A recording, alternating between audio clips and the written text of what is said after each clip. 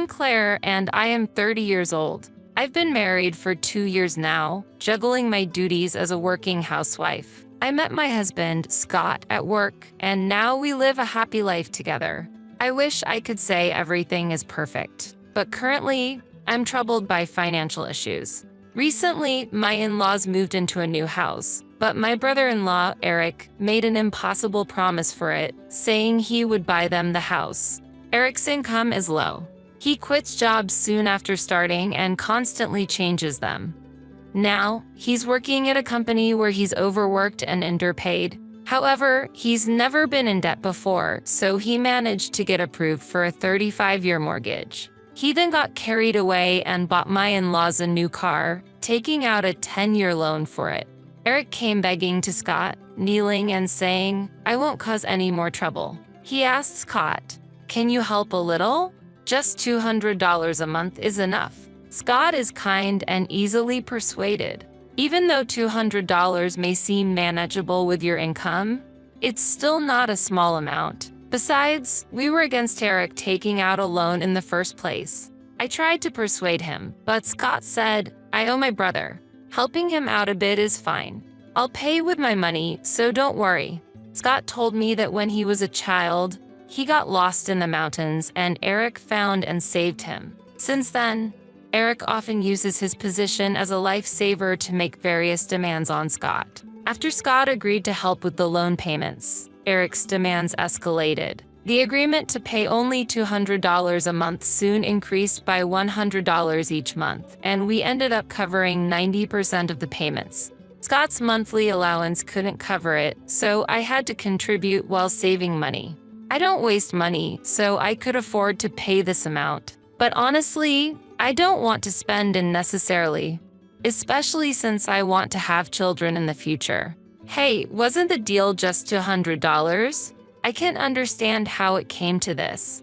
It's okay now because I'm working, but what if I can't work anymore after having kids? We won't be able to pay then. That's true. Okay, I'll tell my brother that we can't pay after we have a child. Promise me. I can't forgive this even now. Scott called Eric to arrange that the payment would stop once we had a child. After that, I started trying to conceive. I didn't want to pay for Eric anymore. And then I got pregnant. Finally, I'm free from helping with Eric's repayments. I felt relieved. I didn't want to get pregnant in this situation, but it was the only way to change things. Then Scott made a suggestion. "Claire, I've been thinking. Maybe you'll agree with this idea. What's going on? Can you tell me more about it?" Actually, Scott's suggestion was a great idea. I was initially anxious, but I agreed to his proposal, thinking that if any problems arose, my child and I could escape. When I was 5 months pregnant, we didn't renew our apartment lease and decided to live with my in-laws. My in-laws were delighted, and I commuted from their house until I finally went on maternity leave. It's good to be dedicated to work, but don't push yourself too hard for the sake of the child. I couldn't fully accept my mother-in-law's concern. We're paying part of the mortgage, so it'll be tough without income. My mother-in-law smiled at my response. To be honest, I thought it was unfair to ask Eric to pay the mortgage. It's reassuring to know you two are helping. Her words made me slightly suspicious. It seemed like she didn't want Eric to pay, but it was fine if we did. I tried to forget her words, thinking it might be a misunderstanding. After that, I built a good relationship with my mother-in-law. There were no typical mother-in-law issues, and my father-in-law was a gentle person. I was initially worried, but then I was glad we lived together. I had no idea then that I would see an unpleasant side of my in-laws. Eventually, I gave birth. I planned to take a year off for childcare. Thinking that I wouldn't have to pay 90% of the mortgage anymore lightened my spirits. But Scott showed me a message with a worried look. It was a one-sided message from Eric. "Sorry, I couldn't stick to the job again. I'm working part-time at an inn in the countryside. I'll pay 20% of the mortgage as usual, so please transfer the rest to my account as before. Please." Scott sent several messages, but Eric ignored them and didn't even read them. When Scott tried calling, Eric had blocked his number. "What are we going to do? We need to raise our daughter, right?" Let's ask your parents to pay part of the mortgage. We can't afford it with just your salary. You're right. I'll talk to them. You have to. It doesn't matter if we owe them. We need to find Eric and make him pay. As I expressed my anger, Scott went to his parents' room with a wry smile. But it didn't go well. When Scott suggested that they help with the mortgage, his parents got angry and came to me. Scott stood behind them, looking awkward. You said you wanted to support Eric and agreed to pay part of the mortgage. Keep your promise. I retorted angrily to my father-in-law's words. Just to let you know, we never wanted to make these loan payments in the first place. It was Eric who forced this situation on us. It's because he irresponsibly took out a loan that we've had to rely on Scott. At these words, my mother-in-law began to defend Eric. How can you be so cold-hearted? They're brothers, after all. Shouldn't it be fine if they share the financial burden? Can't you be a little more filial? It was you who made Scott ask us for money, wasn't it? Kind-hearted Scott would never say such a thing. It's true that I said I didn't want to make any more payments. But Eric initially said that contributing $200 would be enough, and that was only supposed to be until our child was born. But that agreement was broken, so shouldn't you help out?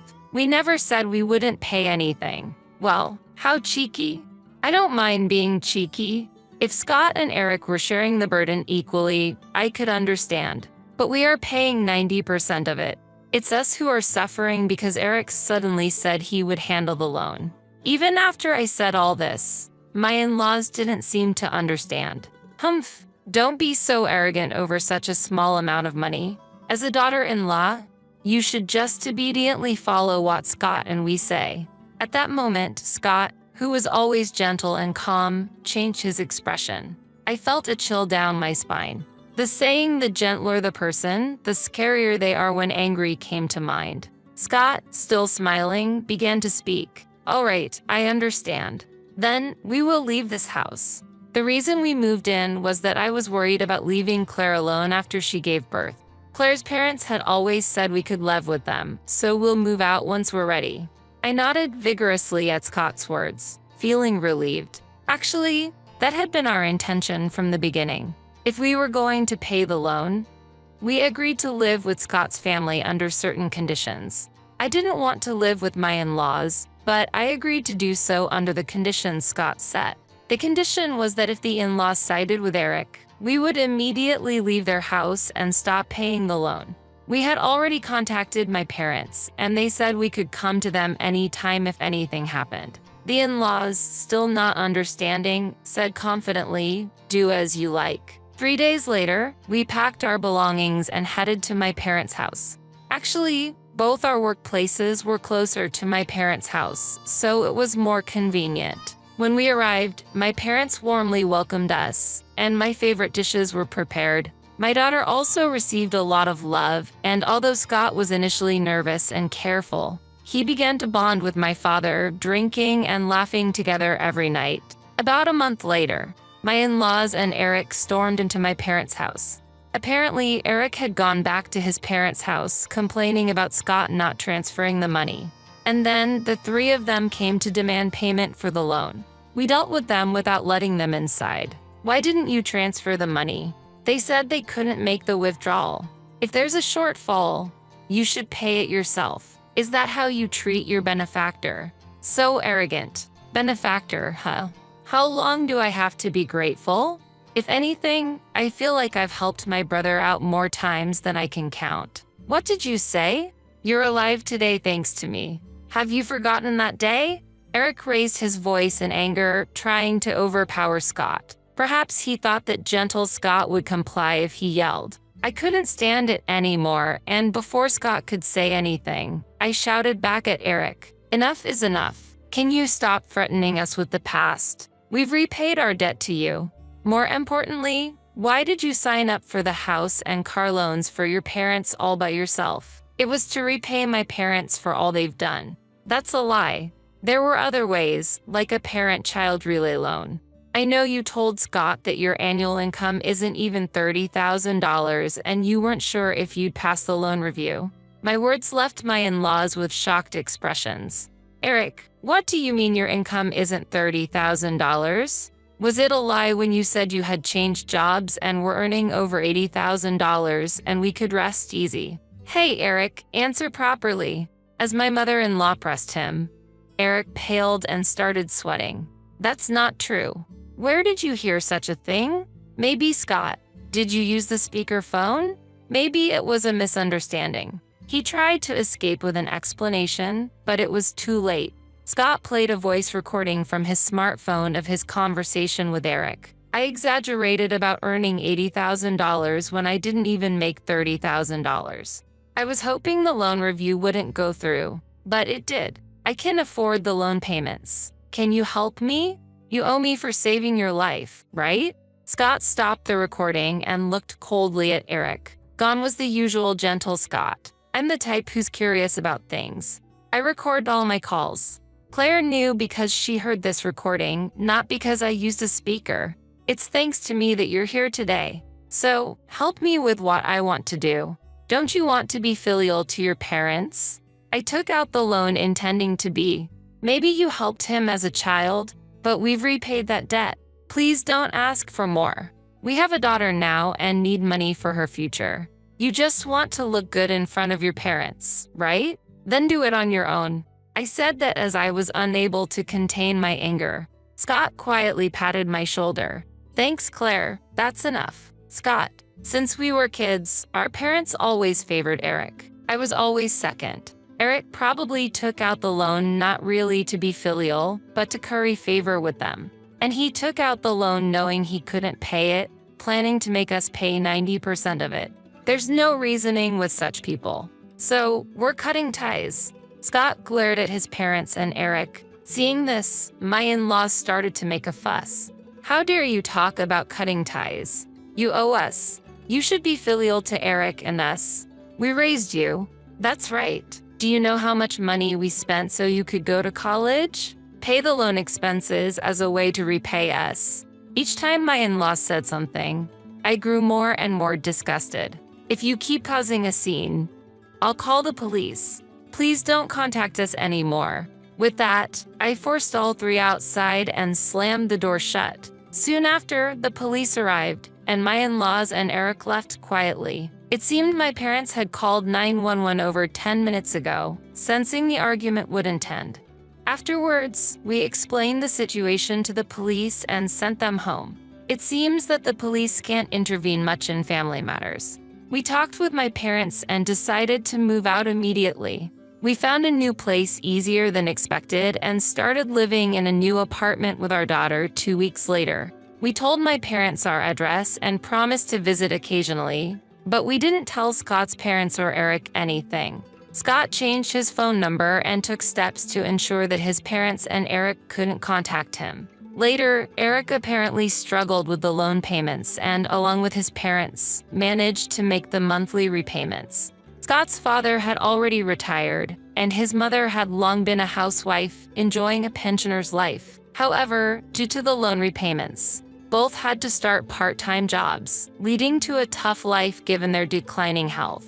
Eric returned to his parents' house and found a new job. He earned a minimal income, which angered his parents. A friend living near Scott's family told us that they're barely getting by, looking constantly downhearted. We are enjoying a comfortable life in our new apartment, just the three of us. Scott recently got a promotion, resulting in a slight salary increase. Sometimes, I thought you might always be under Eric's thumb. Remembering Eric suddenly, I asked Scott about it. For me, he was still an important family member. Even though he's like that, the treatment from our parents was unfair, but I valued them all because they were family. But I snapped when my father called the loan repayment a trifle. That's when I clearly realized that my real family is not them but you and our daughter. Haha, that's kind of nice to hear. Scott, you look so scary then. I was shocked. Just thinking about what they were saying to my precious family, I couldn't control my anger. Scott and I smiled at each other. While we were talking, our daughter started crying. Oh, what's wrong? I got up, picked her up, and left the bedroom. Scott has work tomorrow, so he needs to rest. I decided to focus on taking care of our daughter instead. I reaffirmed my desire to protect my precious family. When I asked, "Did you build this mansion, Laura?" my sister-in-law replied with a proud face, "Yes, it's a bit too big for living alone, but it's a spacious 3-room house designed for 2 generations. Maybe I should invite my boyfriend to stay on the first floor." I secretly smiled to myself at her words. She was probably lost in some distant dream. What's with that sudden laugh? It's creepy. My sister-in-law looked at me intently, puzzled by my smile. Her eyes held me as if seeing something unknown. Without breaking a smile, I shared a fact with my sister-in-law. My name is Victoria. I am an office worker nearing the milestone of my 40s. I married Edward, my boss in the same sales department, at the age of 30. Having lost my parents as a child and raised while moving between relatives' houses, I have no place to call my hometown. I revealed this fact to my husband early on, and he did not mind it and did not change in the way he treated me. My parents-in-law have always been warm ever since we were dating, often inviting me over for meals at their home. After marriage, my parents-in-law loved me like their own child, and it was natural for me to live in my husband's family home.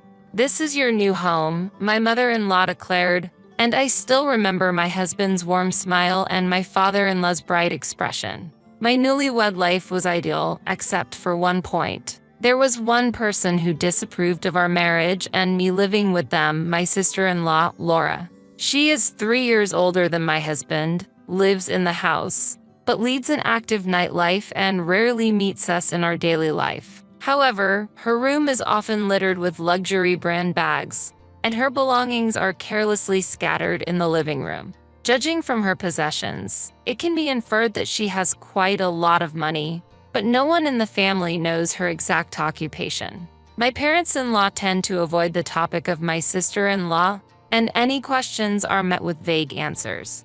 My husband seems indifferent to her presence. Honestly, I don't get along with my sister-in-law. Whenever I saw her in the living room on my days off, my body stiffened and I froze. Oh gosh, a child from a Pua family is in the living room.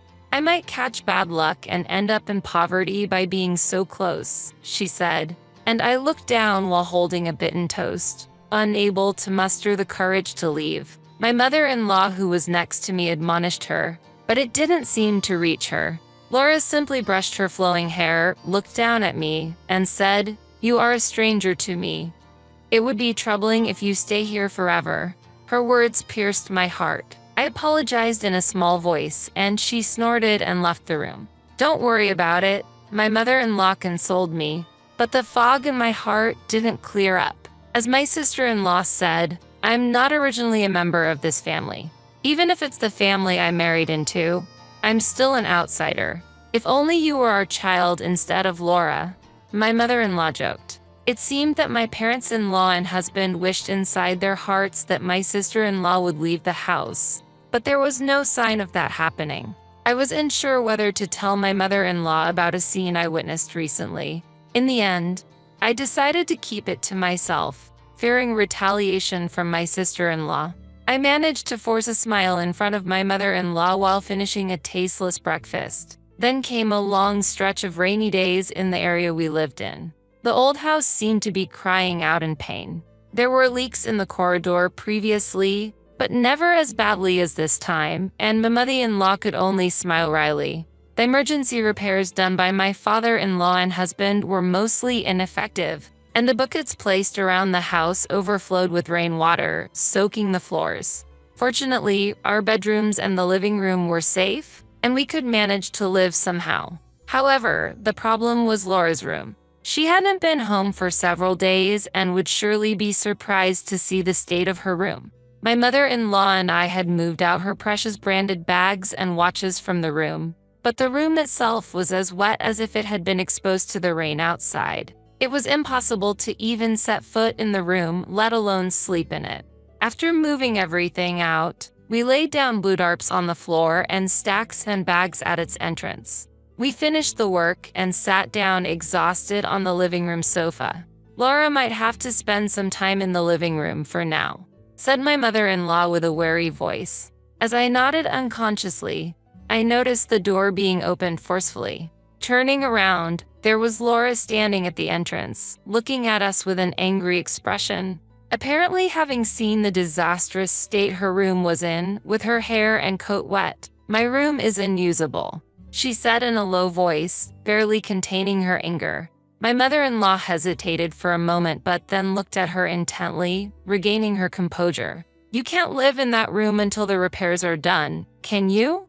So, use the living room on the first floor, or maybe this is an opportunity for you to become independent." "What? Why should I have to leave?" "The one who should leave is that poor person," she shouted while pointing at me. Caught off guard by suddenly being the topic of conversation, all I could do was toastari back at her. "You'll have to lend me your room. Pack your things and leave quickly." But to move so suddenly. As I spoke, my sister-in-law glared at my mother-in-law. "That would be fine with you, right, Mom? How about we stop pretending to be family with someone who got married into this house?" For just a moment, I looked at my mother-in-law. Her face remained unflinching, hardened even under verbal assault, briefly revealing weariness and resignation. "If you insist so strongly, Laura, then you should cover the repair costs. You have a lot of money, don't you?" "We don't have enough savings to fix this house." My mother-in-law retorted unexpectedly, leaving my sister-in-law at a loss for words. My eyes naturally compared my mother-in-law's worn-out apron with Laura's branded, flashy dress. My parents-in-law were already retired and living on a pension, while it was clear that my sister-in-law, despite her unclear job, had considerable income. The cost of repairing the family home should not be an issue for her. She had never lived independently, always staying at her parents' house, and now she was trying to push me out. Surely she should be the one to take care of the repairs. However, my sister-in-law firmly shook her head. "I won't spend my money on such an old house. I absolutely don't want to do that." She said this with indifference, not giving any attention to us, and began to focus on her smartphone screen. While I was unsure about my next move, I stealthily observed my mother-in-law's expression. Would the difficulty be resolved immediately if I left the house? In the silence, it seemed like my mother-in-law and I were searching for what to say next. Then Laura, who had taken her eyes off her smartphone, looked at me, obviously displeased. "Why are you still here? Get out quickly. I can't move my things in." It seemed impossible to convince my sister-in-law no matter the argument. When my mother-in-law looked at me, she murmured apologetically, "I'm sorry." Hearing those words, I nodded in acceptance. I had brought only a few belongings to my parents-in-law's house. I packed my minimal, essential clothing into a suitcase, crammed my daily necessities into a bag, and returned to the living room just as my husband came home and confronted my mother-in-law. After speaking to my husband and exchanging a few words, I left the house, leaving behind my mother-in-law's faint voice saying, "Sorry, both of you." My parents-in-law seemed unable to speak against my sister-in-law for some reason. As my husband muttered something while pulling the suitcase, I asked him a question, and he quietly answered, "Laura's actually the child of Dad's previous wife, and Dad feels guilty for separating her from her mother. Mom can't say anything because Laura is her stepdaughter.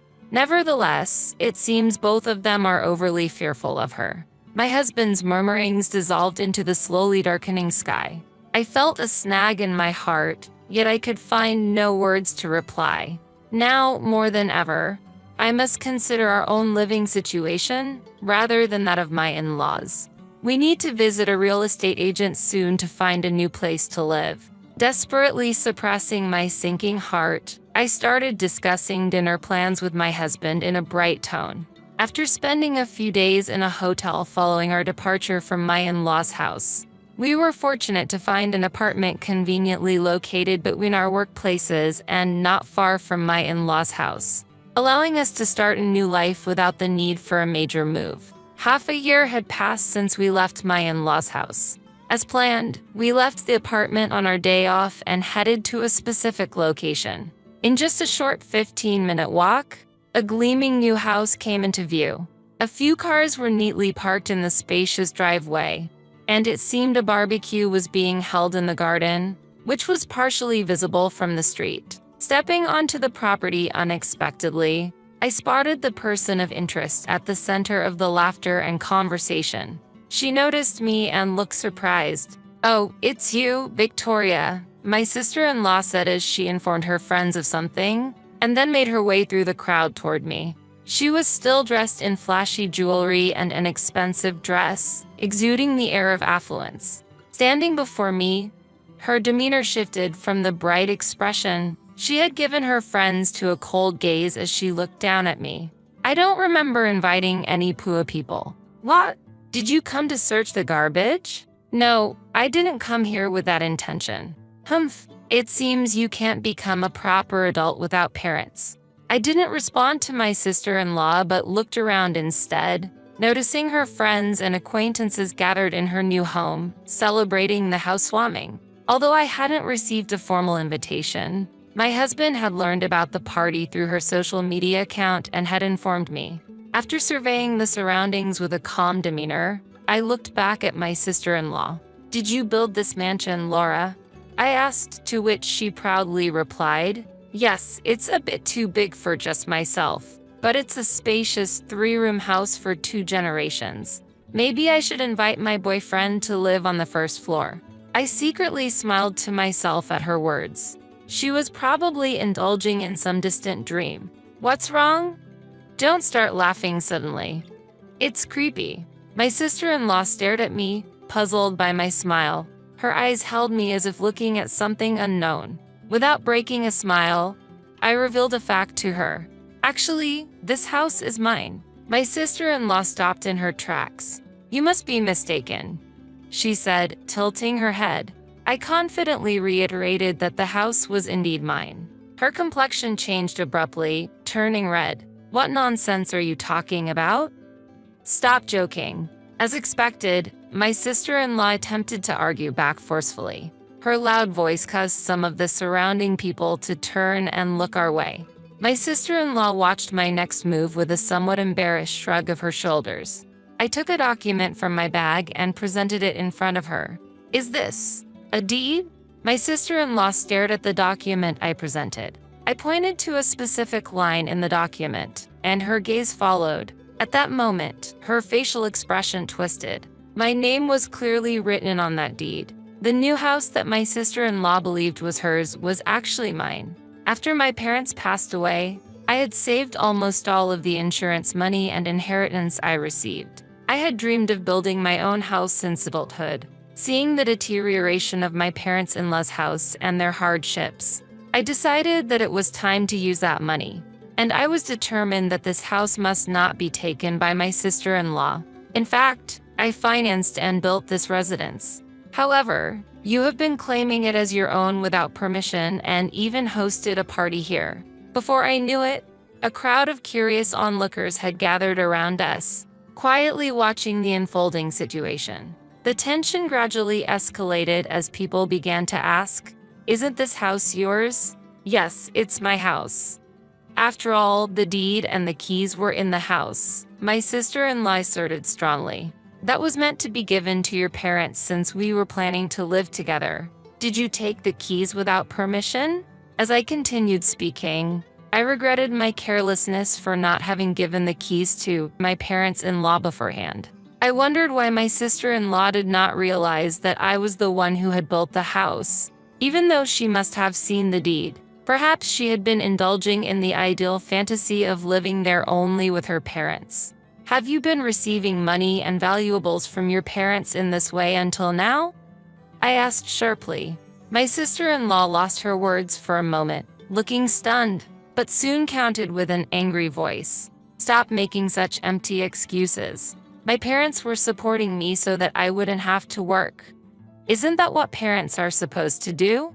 I retorted with equal force. For your lavish lifestyle, the two of them cut back on food expenses and saved money. How do you think your friends would feel if they knew you were living the high life by depleting the savings of your parents, who are working hard and saving to the extreme? The crowd murmured, and the atmosphere changed completely. The relationships my sister-in-law had built on the foundation of money seemed to crumble audibly. According to my husband, who had shown me her social media, she claimed to be an investment expert and proudly displayed expensive cars, bags, and watches worth a month of my salary. Her circle consisted of celebrities and those pretending to be one. If it was revealed that her luxurious lifestyle was built on the extreme saving and precarious living of her parents. No, everyone. Everything this person is saying is a lie. My sister-in-law tried desperately to explain to the onlookers, but skeptical gazes gradually cornered her. There was no longer anyone who admired her. They left the garden one by one, heading back to their respective homes. Soon, only Laura and I were left in the vast garden. The savory smell of the barbecue melted into the silent air. She collapsed onto the ground, powerless. Then, hearing modest footsteps, I turned to see my parents-in-law standing with stern expressions. They glanced at the bright new house for a moment before looking down at my sister-in-law sitting on the ground. "We have spoiled you too much until now. From now on, you must stand on your own 2 feet and live on your own," said my father-in-law with weighty words. My sister-in-law seemed to look at them with tears, begging for help. "Aren't you two going to live in this house? Then give me the old house. What am I supposed to do if I don't have a place to live?" Her desperate cry was drowned out by the sound of footsteps on the lawn, and then my husband appeared. As if seeing through my sister-in-law's heart, he stated matter-of-factly, "The house you grew up in has already been demolished, so there is no place for you to return. Apologize to Victoria and live here, or else you'll have to live independently." How can this be? In the end, my sister-in-law remained crouching in the garden, beginning to cry. However, her pride was too high to apologize to me. As expected, she continued to blame me but never asked to stay in the house. With no more assistance from her parents and being evicted from the demolished family home, she seemed lost. The only way for her to live independently was to work. But finding a job was difficult for her, who had never worked properly before. And according to my husband, she barely managed to get by with a live-in job at a hotel she had found. Later, she was seen visiting my parents-in-law and husband, begging for financial help. But my husband stated, "If you come here again, I will call the police." Her failure to apologize to me and ask for help might be seen as a sign of excessive pride. On the other hand, my parents-in-law offered to share the construction costs of the new house, but I declined. The house was built with the intention for us as a couple to live in. Their sentiment alone was enough for me. Still, my parents-in-law were adamant about offering financial support. After much deliberation, instead of accepting the money, I asked them to take care of our future child. At that time, I had just learned that I was pregnant. My parents-in-law were overjoyed at the news and wholeheartedly welcomed the addition to the family. My husband, knowing that our child's birth was imminent, became even more devoted to his work. This new house will proudly fulfill its duty as the final residence for my parents-in-law and as the place I can always return to.